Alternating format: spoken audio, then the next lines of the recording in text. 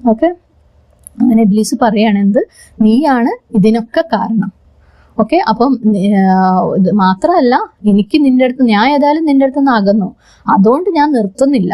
പക്ഷെ എനിക്ക് ഒന്നും കൂടെ ഉണ്ട്. എന്താണ്? ഈ സൂറത്തുൽ ആറാഫിൽ തന്നെ 16-ാമത്തെ ആയത്തിന്റെ സെക്കൻഡ് പാർട്ട് എന്താന്ന് വെച്ചാൽ ലഅഖഉദന്ന ലഹും സിറാത്തകൽ മുസ്തഖീം, നിന്റെ നേരായ പാതയിൽ, സിറാത്തകൽ മുസ്തഖീം, നിന്റെ നേരായ പാതയിൽ അവര് മനുഷ്യന്മാര് പ്രവേശിക്കുന്നത് തടയാൻ ഞാൻ കാത്തിരിക്കും.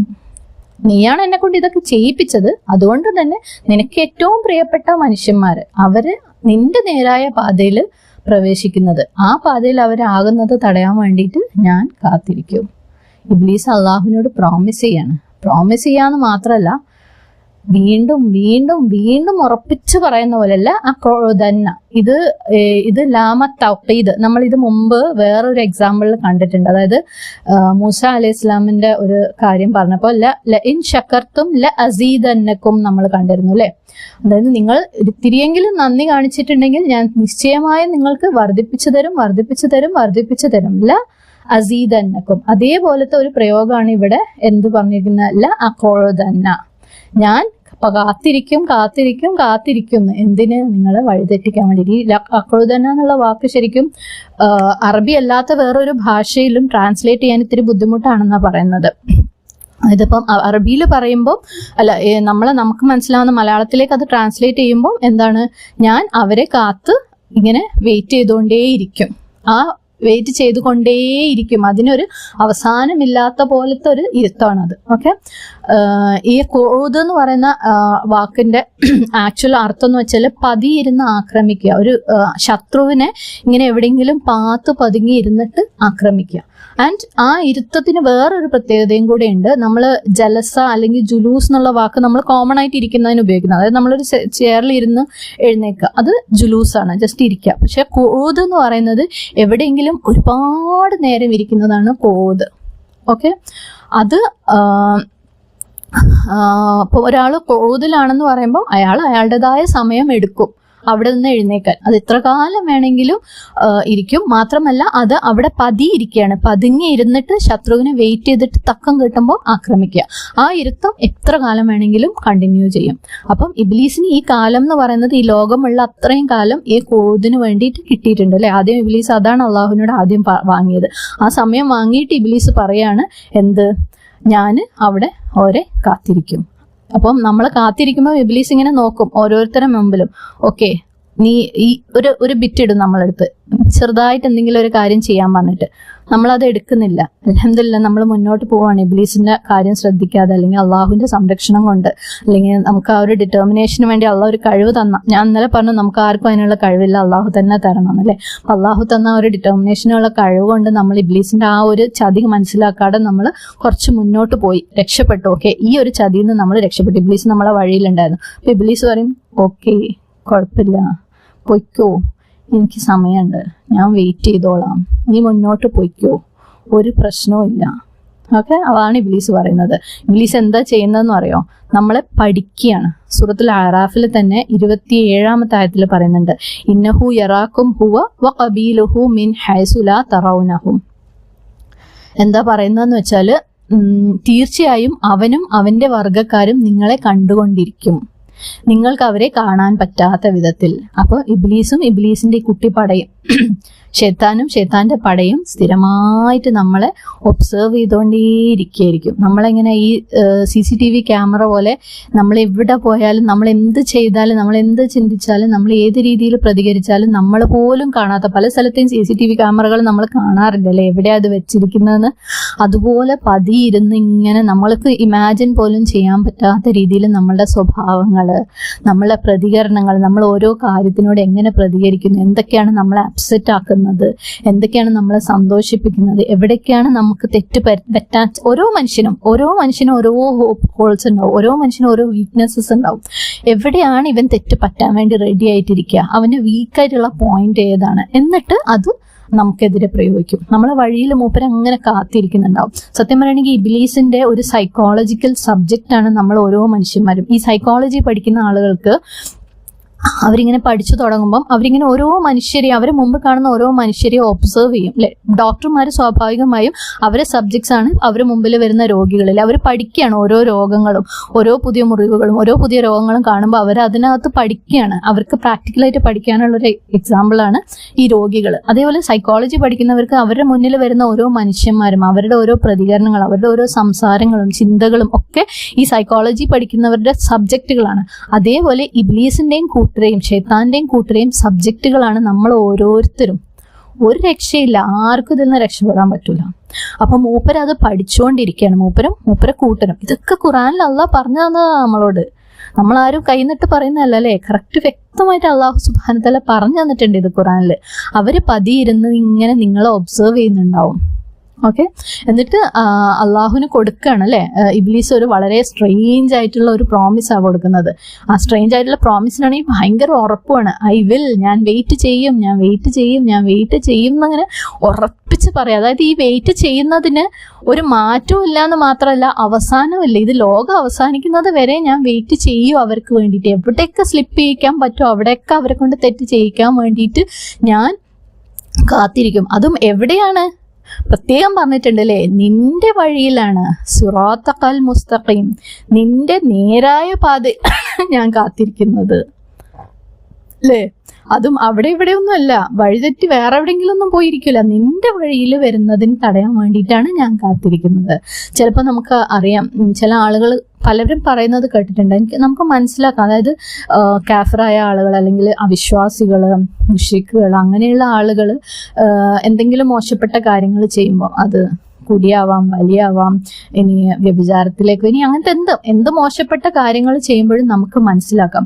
പക്ഷെ ചില മനുഷ്യന്മാരുണ്ട്, അവരെ കാണുമ്പോൾ തന്നെ ഭയങ്കര റിലീജിയസ് ആയിട്ട് തോന്നും, ഭയങ്കര ദീനിയ ആൾക്കാരായിട്ട് തോന്നും. അവർ സംസാരിക്കുന്നത് മൊത്തം ദീനായിരിക്കും, അവർക്ക് ഖുർആൻ മൊത്തം അറിയായിരിക്കും.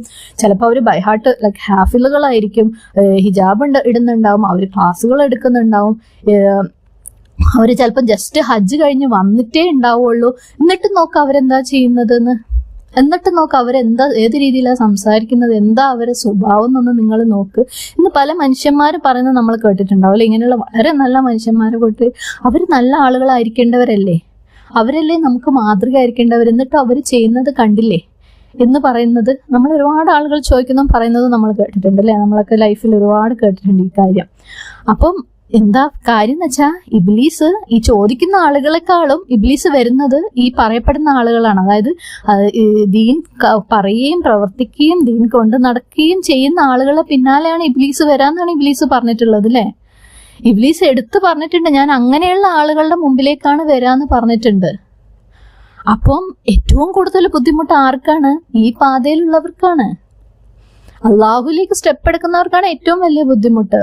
ചില ആളുകൾ ഇതൊരു കാരണമായിട്ട് ഉപയോഗിക്കുന്നത് നമ്മൾ കേട്ടിട്ടുണ്ട്. അതായത് ഇപ്പോൾ ഒരു ക്ലാസ്സിനോ അല്ലെങ്കിൽ ഇൽമി എന്തെങ്കിലും ഒരു കാര്യത്തിന് അവരെ വിളിച്ചു കഴിഞ്ഞാൽ അവർ പറയും, മതി നമുക്കറിയാം ഈ വലിയ അറിവുള്ള ആളുകളൊക്കെ എന്താ ചെയ്ത് കൂട്ടുന്നത്, എന്തൊക്കെ തെറ്റുകളാണ് അവർ ചെയ്യുന്നത്, അവരെക്കാളും ബെറ്റർ നമ്മളാ, നമുക്ക് ഇത്രയൊക്കെ അറിവ് മതി, ഇനി അറിവ് കൂടിയിട്ട് അവരെ പോലെ ഒന്നും ആവാൻ നമ്മളെ കൊണ്ട് പറ്റില്ല. കേട്ടിട്ടുണ്ടാവും അല്ലെ, എല്ലാവരും കേട്ടിട്ടുണ്ടാവും ഇങ്ങനത്തെയുള്ള എക്സാമ്പിൾസ്. നല്ല നന്മയിലേക്ക് അറിവിലേക്കൊക്കെ വിളിച്ചാൽ വരാതിരിക്കാനുള്ള ഒരു റീസൺ ആയിരിക്കും എന്ത്, ഈ അറിയുന്നവര് തെറ്റ് ചെയ്യുന്നു, അറിയുന്നവർ അത് ചെയ്യുന്നു ഇത് ചെയ്യുന്നു എന്ന് പറഞ്ഞിട്ട് മാറി നിൽക്കലല്ലേ. അപ്പം ഇബ്ലീസിന് ശരിക്കും പ്രശ്നം ഈ അറിവുള്ളവർ അല്ലെങ്കിൽ നന്മയുടെ പാതയിലുള്ളവർ, അള്ളാഹുവിലേക്ക് അടുക്കാൻ ആത്മാർത്ഥമായിട്ട് ശ്രമിക്കുന്നവരാണ് ഇബ്ലീസിന് മെയിൻ ആയിട്ടുള്ള പ്രശ്നം. ഇബ്ലീസിന്റെ അറ്റാക്ക് നല്ലോണം കൂടുതൽ ഉണ്ടെങ്കിൽ ചിന്തിച്ചോ, നമ്മളിങ്ങനെ പോകുന്നത് മൂപ്പർക്ക് പിടിക്കുന്നില്ല, നമ്മൾ ഈ വഴി എടുത്തത് മൂപ്പർക്ക് തീരെ പിടിച്ചില്ല. കാരണം മൂപ്പരെ ഏറ്റവും ബോധറയിക്കുന്നത് ഇങ്ങനെയുള്ള ആളുകളാണ്. അങ്ങനെയുള്ള ആളുകളെ അറ്റാക്ക് ചെയ്യാൻ വേണ്ടിയിട്ടാണ് ഇബ്ലീസ് കാത്തിരിക്കുക.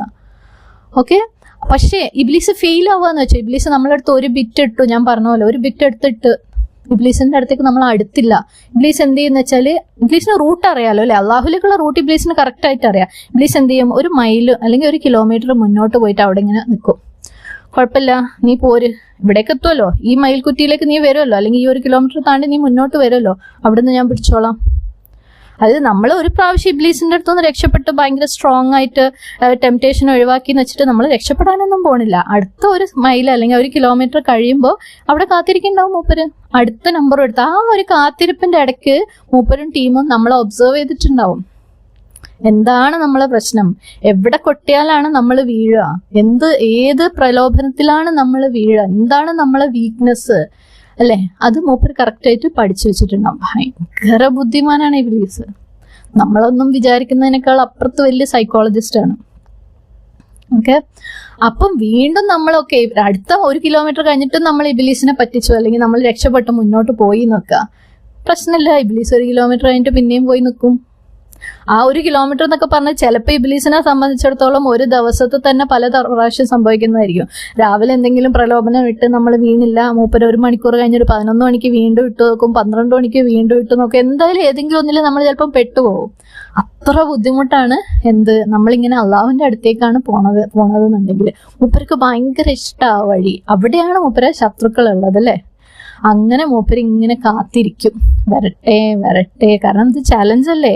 ഞാൻ മാത്രമല്ല തോൽവി, നിങ്ങളും തോൽവിയാണെന്ന് കാണിക്കൽ ഇബ്ലീസിന്റെ ഡ്യൂട്ടി ആയിപ്പോയി അല്ലേ. ഇബ്ലീസ് ജയിക്കൽ അവിടെയാണ്. ഇബ്ലീസിനും ജയിക്കണ്ടേ. ഇബ്ലീസ് ജയിക്കുന്നത് നമ്മളെയും തോൽപ്പിച്ച് കാണിച്ചു കൊടുത്തിട്ടാണ്. അള്ളാഹുവിന്റെ വഴിയിലുള്ളവരെ തോൽപ്പിക്കുമ്പോഴാണ് ഇബ്ലീസ് ജയിക്കുന്നത്. നമുക്കറിയാം, ഒരിക്കലും അള്ളാഹുവിന്റെ മാർഗത്തിലേക്ക് തിരിയാനിങ്ങനെ മനസ്സുകൊണ്ട് പറ്റാത്ത കുറെ ആളുകൾ ഉണ്ടാവും അല്ലെ. അതായത് തെറ്റുകളൊക്കെ ചെയ്തുകൊണ്ടേ ഇരിക്കുക, അള്ളാഹുലേക്ക് തിരിയാത്ത, അല്ലെങ്കിൽ നിസ്കരിക്കാനൊക്കെ ഒത്തിരി മടിയൊക്കെ ഉള്ള ആളുകൾ. ഓക്കെ, അപ്പം അവര് ചിലപ്പോൾ പറയുന്നേക്കാം, ശരിക്കും നിങ്ങളെ അള്ളാഹ് നല്ല ആൾക്കാരാക്കി, അള്ളാഹ് നിങ്ങൾക്ക് മാഷാ അല്ലാഹ് നല്ല എളുപ്പം തന്ന് ദീനിലേക്ക് വരാൻ വേണ്ടിയിട്ട്. നിങ്ങൾക്ക് അള്ളാഹ് പഠിക്കാനും പ്രവർത്തിക്കാനും അല്ലെങ്കിൽ അറിവ് ഷെയർ ചെയ്യാനും നല്ല കാര്യങ്ങൾ ചെയ്യാനൊക്കെ അള്ളാഹ് നല്ല എളുപ്പമാക്കി തന്നു. നമുക്കൊന്നും അതിന് അള്ളാഹ് കഴിവ് തന്നിട്ടില്ല, അതുകൊണ്ട് നമ്മൾ എന്നാണാവോ അള്ളാഹ് നമ്മളെ നന്നാക്കുന്നത്. അങ്ങനെ ചിന്തിക്കുന്നവരെയും പറയുന്നവരെയും നമ്മൾ കാണാറുണ്ട് അല്ലേ. അള്ളാഹ് ആർക്കും ഒരു എളുപ്പം കൊടുത്തിട്ടില്ല. ആർക്കും എളുപ്പം കൊടുത്തിട്ടില്ല എന്ന് വെച്ചാൽ, അതായത് ഇബ്ലീസിനെ വരുത്താത്ത രീതിയിൽ ഒരു വഴിയും ഒരാൾക്കും കൊടുത്തിട്ടില്ല. എല്ലാവരുടെ വഴിയിലും ഇബ്ലീസ് വരും അല്ലേ. എല്ലാവരുടെ വഴിയിലും ഇബ്ലീസ് വരും. 5 നേരം നിസ്കരിച്ചാലും 10 നേരം സുന്നത്ത് നിസ്കരിച്ചാലും രാത്രി മുഴുവനും തഹജ്ജുദിലായിരുന്നാലും എല്ലാ കൊല്ലം ഹജ്ജ് ചെയ്താലും ഖുർആൻ മുഴുവൻ ഓതി തീർത്ത് വീണ്ടും വീണ്ടും വീണ്ടും ഖുർആൻ ഓതിക്കൊണ്ടിരുന്നാലും, നമ്മൾ ഹാഫിദ് ആണെങ്കിലും തഫ്സീർ മുഴുവൻ പഠിച്ചിട്ടുണ്ടെങ്കിലും, ഇനി ഇതൊക്കെ ജീവിതത്തിൽ പ്രവൃത്തിയിൽ കൊണ്ടുവരാൻ ശ്രമിക്കുന്നുണ്ടെങ്കിലും, ഒന്നും ഇബ്ലീസിന്റെ എതിരെയുള്ള ആ ഒരു രോഗത്തിനെതിരെയുള്ള ഇമ്മ്യൂണിറ്റി നമുക്ക് ആർക്കും ഇല്ല അല്ലെ. അപ്പൊ അവർക്ക് വെറുതെ തോന്നാ നിങ്ങൾക്ക് അള്ളാഹ് എളുപ്പാക്കി, നമുക്ക് എന്നാണോ അള്ളാഹ് എളുപ്പാക്കുന്ന ചോദിച്ചാൽ വെയിറ്റ് ചെയ്തിരിക്കല്. ഇത് നമ്മൾ തന്നെ ശ്രമിക്കലാണ് അല്ലെ അവന്റെ അടുത്തേക്ക് പോവാന്നുള്ളത്. അത് പോകുമ്പോൾ എന്താണ്, ഇബ്ലീസ് വരും, വീണ്ടും വന്നുകൊണ്ടിരിക്കും. ഇബ്ലീസ് അറ്റാക്ക് ചെയ്തുകൊണ്ടേയിരിക്കും.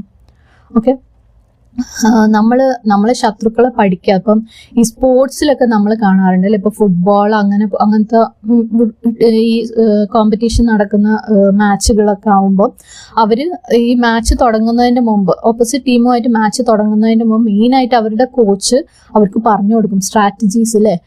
നിങ്ങൾ ഇന്ന ടീമുമായിട്ടായിട്ട് മത്സരിക്കാൻ പോണത്, അവരുടെ രീതികൾ ഇന്ന രീതിയിലൊക്കെയാണ്, അവരോട് നിങ്ങൾ ഈ ഡിഫൻസ് ഒക്കെ എടുക്കണം. ഇനി വേറൊരു ടീമാണെങ്കിൽ അവരുടെ സ്റ്റൈല് വേറെയാണ് കേട്ടോ, അപ്പം ആ രീതിയിൽ അത് ഡിഫെൻഡ് ചെയ്യണം. അങ്ങനെ ഓരോ ഗെയിമിനും, ഇപ്പൊ ഫുട്ബോൾ ആണെങ്കിൽ അങ്ങനെ, ക്രിക്കറ്റ് ആണെങ്കിൽ ഇങ്ങനെ, ആ ശത്രുക്കളെ മനസ്സിലാക്കിയിട്ട് പ്ലാൻ ചെയ്തിട്ട് അതിനെ എക്സിക്യൂട്ട് ചെയ്യുന്ന ഒരു രീതി ഉണ്ട് അല്ലേ. അങ്ങനെയാണ് അവർ അതിനകത്ത് സക്സീഡ് ചെയ്യുന്നത്. അതിനുവേണ്ടിയാണ് കോച്ചുകളൊക്കെ പ്രത്യേകം, കോച്ചുകൾ അത് ഫുൾ പഠിച്ച് മനസ്സിലാക്കി ഇവർക്ക് ഇങ്ങനെ പറഞ്ഞു കൊടുക്കും. ഓക്കെ, ആ ടീമിനോടാണ് മത്സരിക്കുന്നതെങ്കിൽ ഇന്ന രീതിയിൽ, ഈ ടീമിനോടാണെങ്കിൽ ഈവൻ ഒറ്റയ്ക്ക് കളിക്കുന്ന ടെന്നീസ് പോലത്തെ ഗെയിംസ് ആണെങ്കിലും അവിടെയും ഉണ്ടാവും ഈ ഒരു ടീമായിട്ടല്ല, ഒരാളായിരിക്കും ഓപ്പോസിറ്റ് നിൽക്കുന്നത്, അയാൾക്ക് അയാളുടേതായ ഒരു രീതികൾ ഉണ്ടാവും അല്ലേ. അപ്പം അതിന് എങ്ങനെ അവരുടെ സെർവിനെ എങ്ങനെ ഹാൻഡിൽ ചെയ്യണം, അങ്ങനത്തെ ചെസ് ആണെങ്കിലും എന്ത് കളികളാണെങ്കിലും അത് നമ്മളെ ഒപ്പോണന്റിനെ, നമ്മളെ ഓപ്പോസിറ്റ് ഇരിക്കുന്ന ആളുകളെ മനസ്സിലാക്കിയിട്ട് അതിനനുസരിച്ച് ബിറ്റുകൾ ഇടുക, അതിനനുസരിച്ച് ടിപ്പുകൾ ഇട്ടിട്ട് അവരെ തോൽപ്പിക്കുക എന്നുള്ളത് നമ്മൾ എല്ലാ സ്ഥലത്തും എല്ലാ മത്സരങ്ങളിലും കാണുന്നതാണ്. ഇതേപോലെ തന്നെയാണ് ഇബ്ലീസും ചെയ്യുന്നത്. നമ്മൾ ഓരോരുത്തരും, ഇബ്ലീസിനെ സംബന്ധിച്ചിടത്തോളം നമ്മൾ ഓരോരുത്തരും വേറെ വേറെ ടീമാ.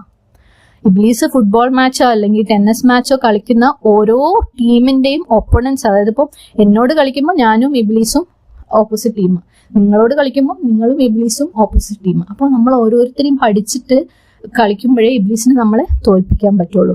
അതുകൊണ്ട് തന്നെ എൻ്റെ അടുത്ത് എടുക്കുന്ന ടെക്നിക്കല്ല നിങ്ങളുടെ അടുത്ത് എടുക്കുക, നിങ്ങളുടെ അടുത്ത് എടുക്കുന്ന ടെക്നിക്കല്ല വേറൊരാളെടുത്ത് എടുക്കുക.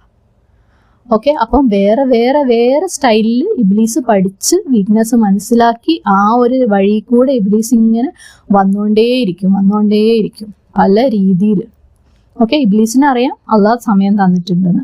അതുകൊണ്ട് തന്നെ ഇബ്ലീസ് ഇങ്ങനെ ഒരു ചാരുകസേരയിലേക്ക് ഇരുന്നിട്ട് എന്താണ് ഇവളുടെ പരിപാടി, ഇവൾക്ക് എന്ത് കൊടുത്താലാണ് ഇവള് ഒന്ന് വീഴുക, അതൊക്കെ മൂപ്പരിങ്ങനെ പഠിച്ച് മൂപ്പര് ടീംസിനെയും പഠിപ്പിച്ച് വെച്ച് ഏതൊക്കെ ബിറ്റുകൾ ഇടണം എന്നുള്ളത് കറക്റ്റായിട്ട് അവർ എക്സിക്യൂട്ട് ചെയ്ത് അതിനി ഫെയിലായി പോയാൽ കുറച്ചും കൂടെ ഓടി അടുത്ത പോയിന്റ് പിടിച്ച് അവിടെ നിന്നിട്ട് വെയിറ്റ് ചെയ്യും, വരട്ടെ ഈ നമ്പർ അവിടെ എടുക്കാം, പുതിയ നമ്പർ ഉണ്ടാവും, ആ നമ്പറും ചുറ്റി മൂപ്പര് പിന്നെയും പോകും കുറച്ചും കൂടെ മുന്നോട്ട് പോയിട്ട്. കാരണം മൂപ്പർക്ക് അറിയാം ഈ ആളുകൾ അള്ളാഹുവിന്റെ സിറാത്തക്കൽ മുസ്തഖീം തന്നെ ഉണ്ടാവും.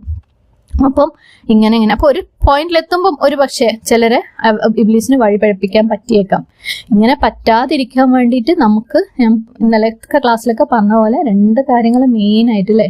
ഒന്ന്, നമ്മൾ ഈ ട്രാപ്പുകൾ അറിഞ്ഞിരിക്കുന്ന ഇബ്ലീസിന്റെ. 2, അള്ളാഹുവിനോട് ചോദിച്ചുകൊണ്ടേയിരിക്കുക, സംരക്ഷണത്തിന് സ്ഥിരമായിട്ട് ചോദിച്ചു